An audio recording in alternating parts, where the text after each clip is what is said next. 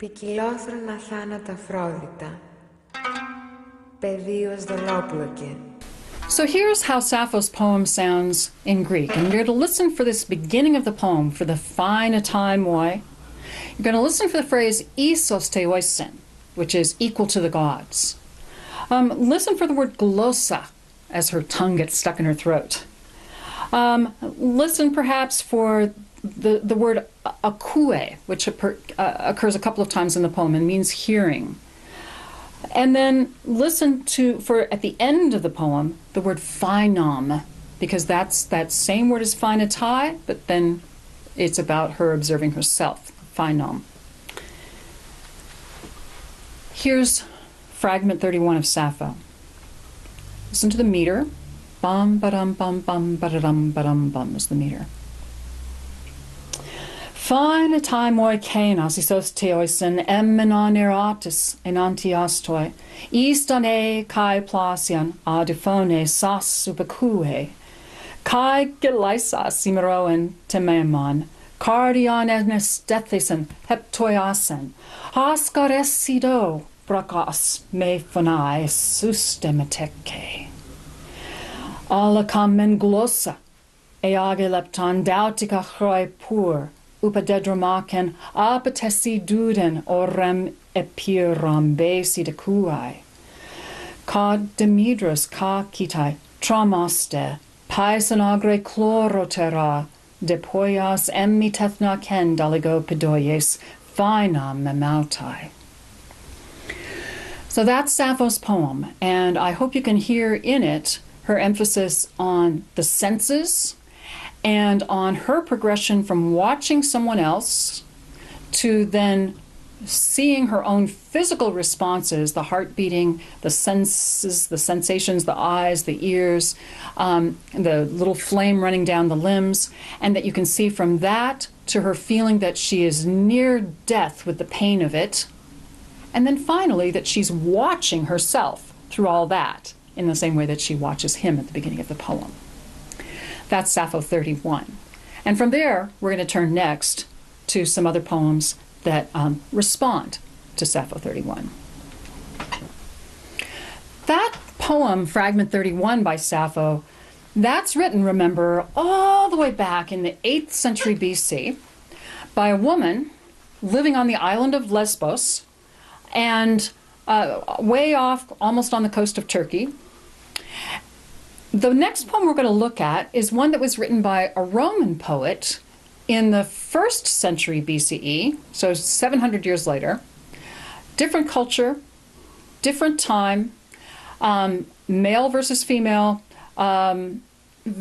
urban versus the kind of setting that would be represented on the Isle of Lesbos, which was a very cosmopolitan setting in a way, but a small community, relatively speaking. Catullus wrote in Rome, 1st century BCE. He died at age 33, so he wrote this poem sometime in his 20s, most likely. He's a young man, passionate young man, and he loved Sappho's poetry. This poem he writes in her meter, and it is by that point already called Sappho's meter, the Sapphic meter. Do you remember how that rhythm went? It was dun dun dun dun dum ba-da-dum ba-dum bum bum ba-dum bum bum ba-da-dum ba-dum bum 3 times, bum ba-dum bum bum ba-da-dum ba-dum bum, and then a short one, da da da da da. So that's the meter that Catullus also uses. It works a little bit differently in his language. Greek is made up of lots of little particles, and it's very easy to make that kind of a uneven rhythm flow.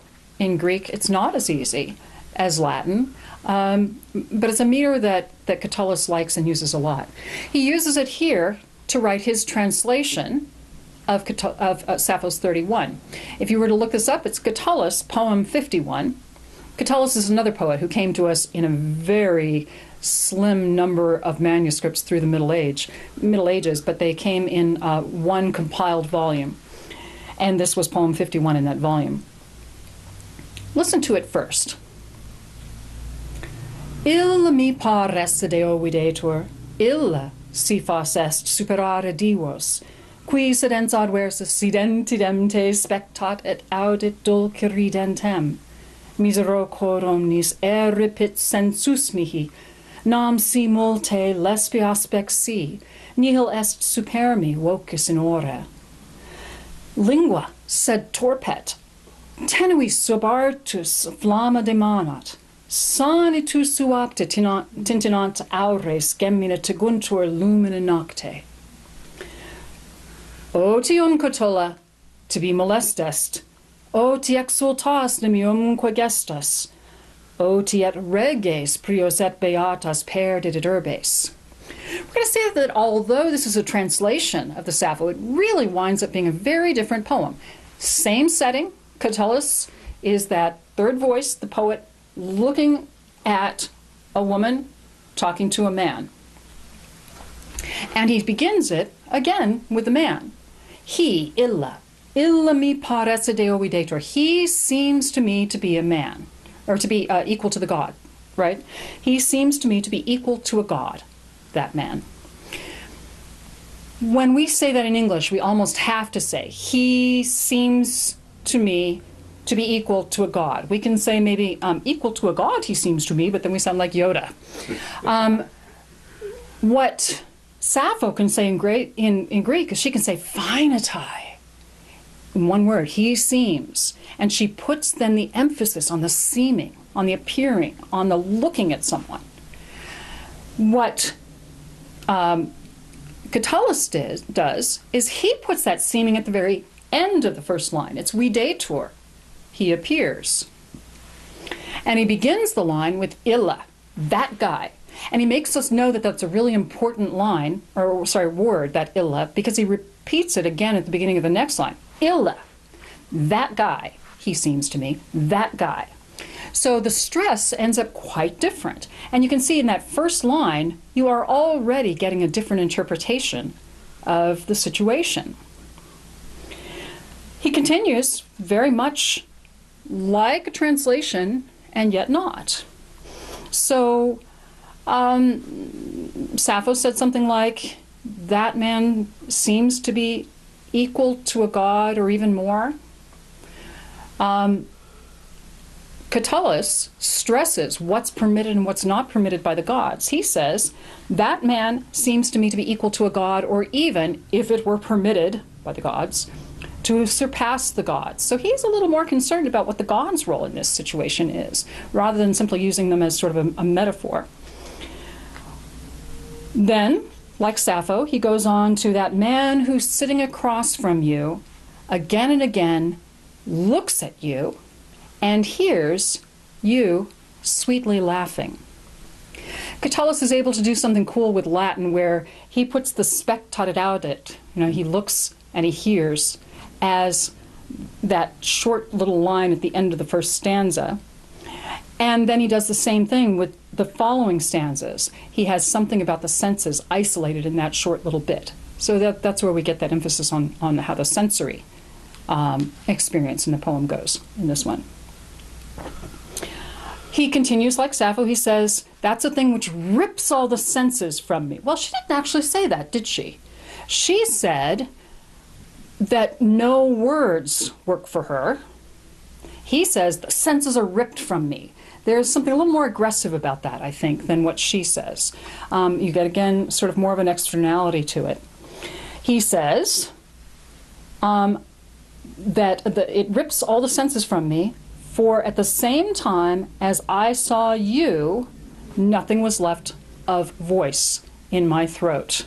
And that's close to the meaning of what Sappho had. However, the one difference in this line from the Sappho is that Catullus sneaks in the name of the person he's talking about, the girl.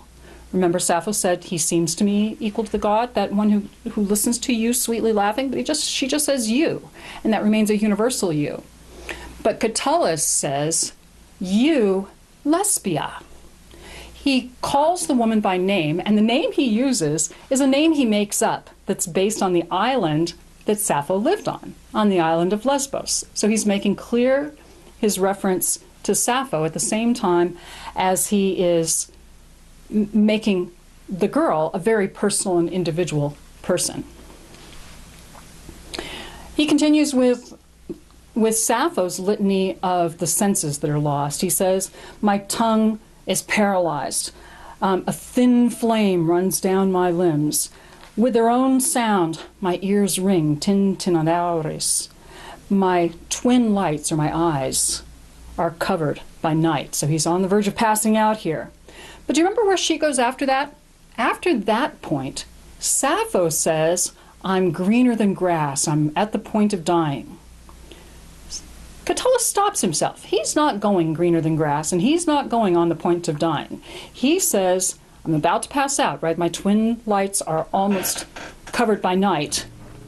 And he stops himself and says, leisure, Catullus, is trouble for you. Leisure is time on your hands is going to get you in trouble, boy. He says, before this, having too much time on their hands has ruined kings and beautiful cities. So he ends with a warning to himself, rather than traveling down that course of the glucopikron love. Sappho gives herself to it. She lets herself flow all the way to that I'm greener than grass. I feel I'm on the point of death. But Catullus stops. Very Roman of him. This same poem has, in English, all through the history of English poetry, has been imitated, and as well as in French and Spanish and other languages as well. I want to read to you a couple of other versions of it and see what you think about the effectiveness of these versions. What do they capture of either Sappho or Catullus, and what seems to be from their own time and their own setting? So Lord Byron translated this in 1820. Early Romantic movement. Byron's one of the great Romantic poets. And he wrote, equal to Jove that youth must be, greater than Jove he seems to me, so you hear the Catullus in there, who, free from jealousy's alarms, securely views thy matchless charms. So Byron thinks that what makes that guy so lucky is that he doesn't have to feel jealousy. I've got news for Byron. That guy's going to feel jealousy too. He's just, at this moment, from the outsider's point of view, he's the lucky one. Ah, Lesbia, though 'tis death to me, I cannot choose but look on thee. But at the sight my senses fly, not are ripped from me, but fly. I needs must gaze, I can't stop myself, but gazing die. Whilst trembling with 1,000 fears, parched to the throat my tongue adheres. My pulse beats quick. Now that's the piece that's from Sappho and not from Catullus. My pulse beats quick, my breath heaves short, my limbs deny their slight support. Well, that's Byron, because neither one of the others talked about fainting in the way of the limbs giving way. Cold dews my pallid face o'erspread, with deadly languor droops my head, my ears with tingling echoes ring, and life itself is on the wing. There's a little Sappho there. My eyes refuse the cheering light, their orbs are veiled in starless night. Such pangs my nature sinks beneath, and feels a temporary death. Temporary death is kind of an interesting line there, isn't it?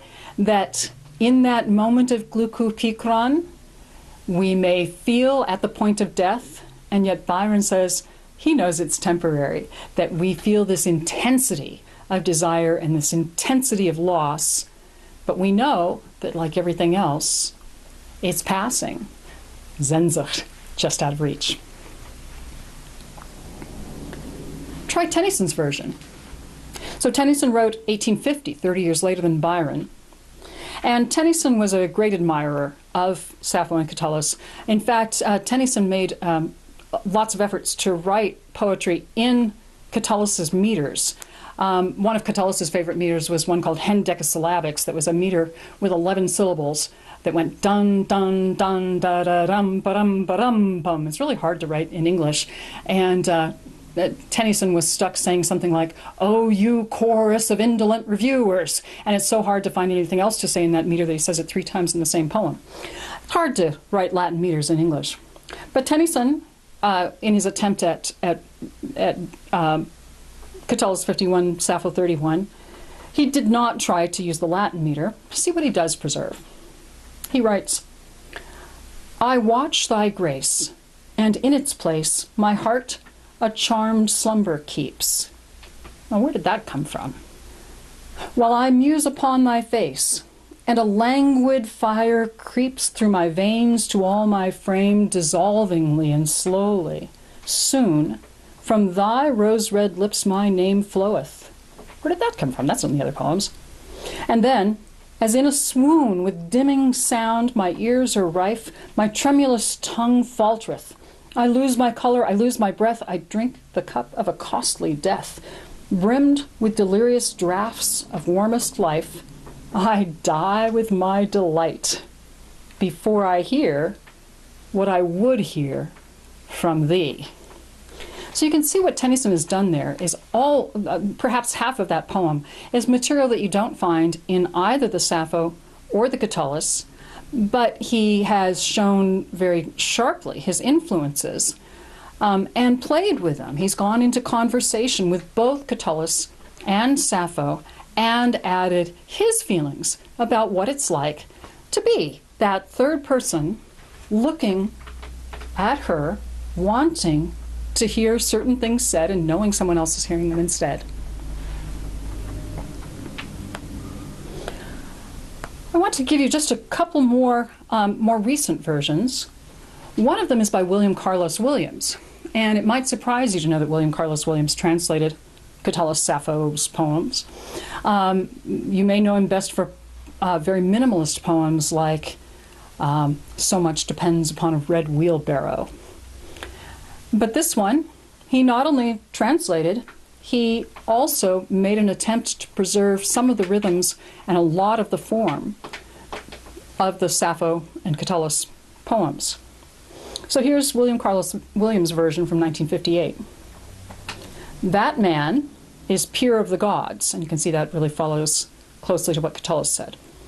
That man is peer of the gods who face to face sits listening to your sweet speech and lovely laughter. It is this that rouses a tumult in my breast. At mere sight of you, my voice falters, my tongue is broken. Straightway a delicate fire runs in my limbs. My eyes are blinded and my ears thunder. Sweat pours out, a trembling hunts me down. I grow paler than grass and lack little of dying. So there at the end he's chosen to follow the Sappho, whereas at the beginning that man is pure of the gods in form follows more closely to the Catullus.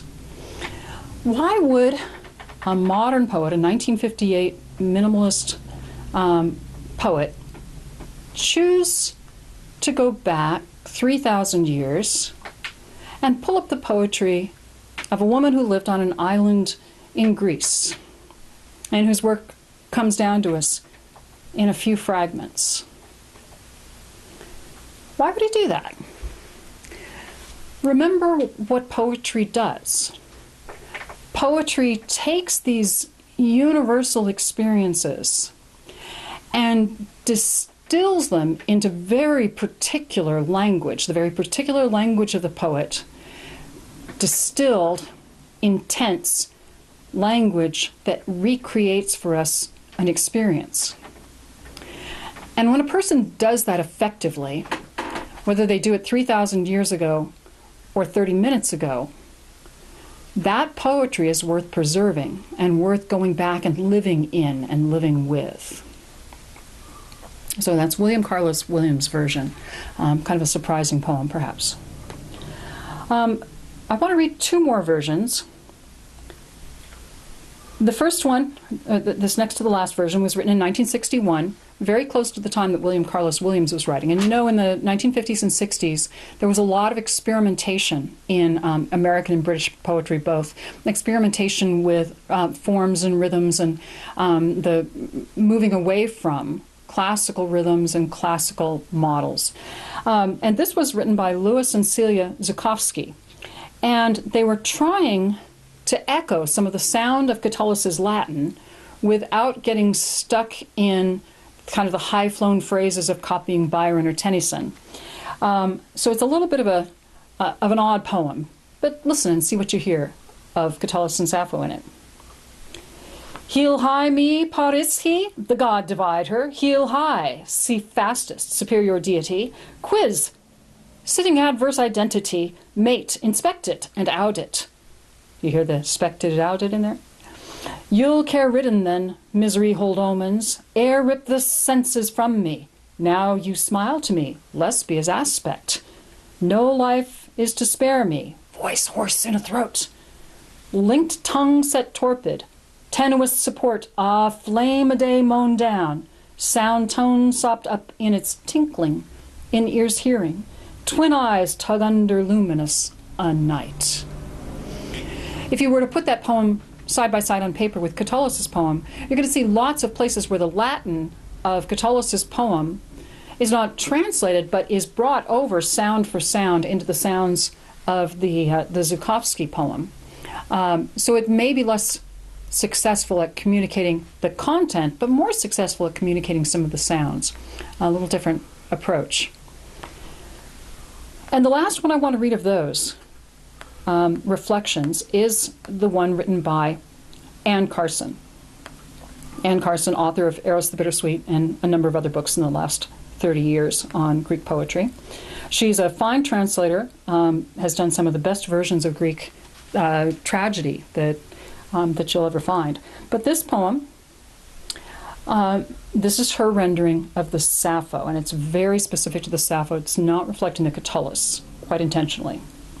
Remember how Sappho begins with fine a time, moi?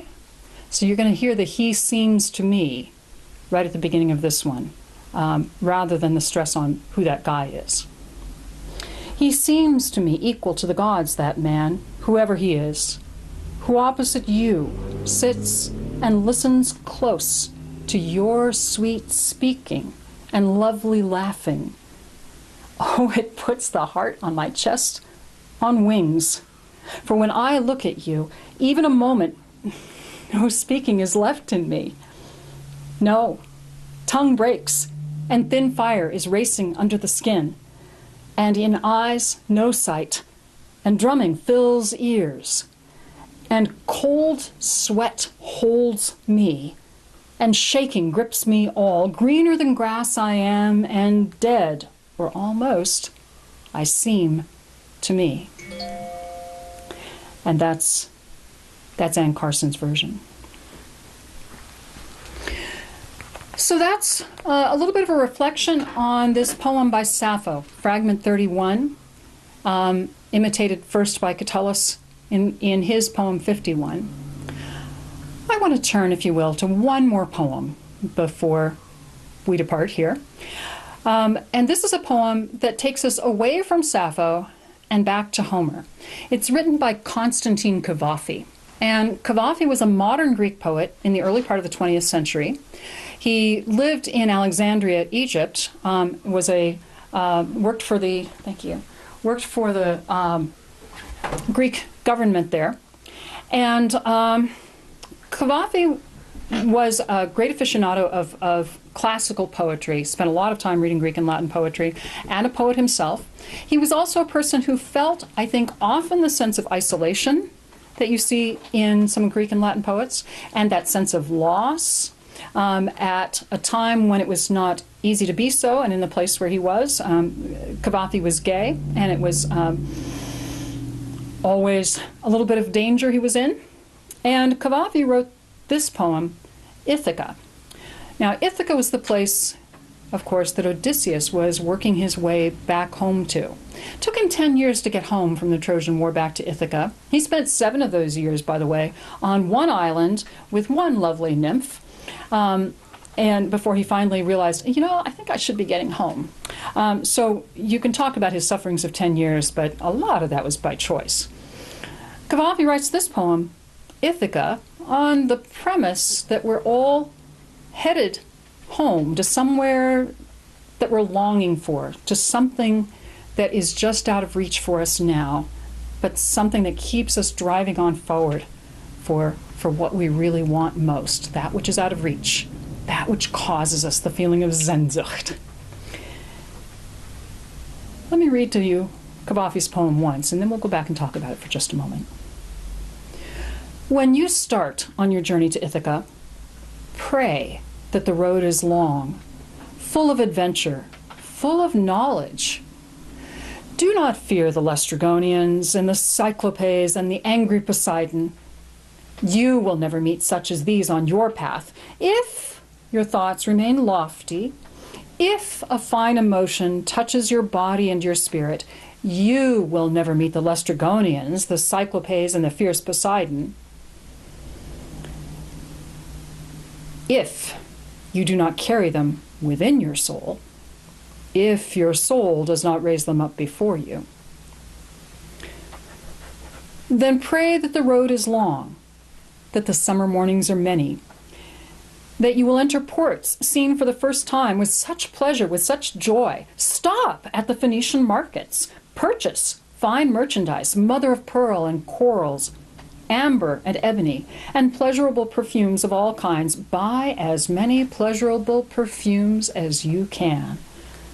Visit hosts of Egyptian cities to learn, and learn from those who have knowledge. Always keep Ithaca fixed in your mind. To arrive there is your ultimate goal, but don't hurry the voyage at all. It's better to let it last for long years, and even to anchor at the isle when you are old, rich with all you have gained on the way, not expecting that Ithaca will offer you riches. Ithaca has given you the beautiful voyage. Without her, you would never have taken the road, but she has nothing more to give you. And if you find her poor, Ithaca has not defrauded you. With the great wisdom you have gained, with so much experience, you must surely have understood by then what these Ithacas mean. So from the beginning of the poem, remember, when you start on your journey to Ithaca, pray that the road is long, full of adventure, full of knowledge. The poetry we read takes us through those journeys, as do the other experiences we have. Pray that they're long. Don't be too much in a hurry to get to the end, to what the poem means, to what the answers to the questions are. Don't fear the Laestrygonians, the Cyclopes, and the angry Poseidon, Cavafy says. And then he says, you'll never meet those on your journey, like Odysseus did meet them on his journey, you know. How will you know you'll never meet them on your journey? He says, if you do not carry them in your soul, and your soul doesn't raise them up before you, I'm here to tell you, you will meet them because they are there in your soul, and your soul will raise them up before you. But Cavafy says, don't worry about that. Get on with the journey. Let happen what happens. And pray that your road is long. Don't be afraid. Don't try to rush it. If it seems like it's taking forever to get to where you think you're going, look around and see where you are. Pray that the summer mornings are many. Stop at the Phoenician markets. Purchase mother of pearl and corals and amber and ebony. And that's, of course, not physical stuff and not physical markets. Taste whatever there is around you.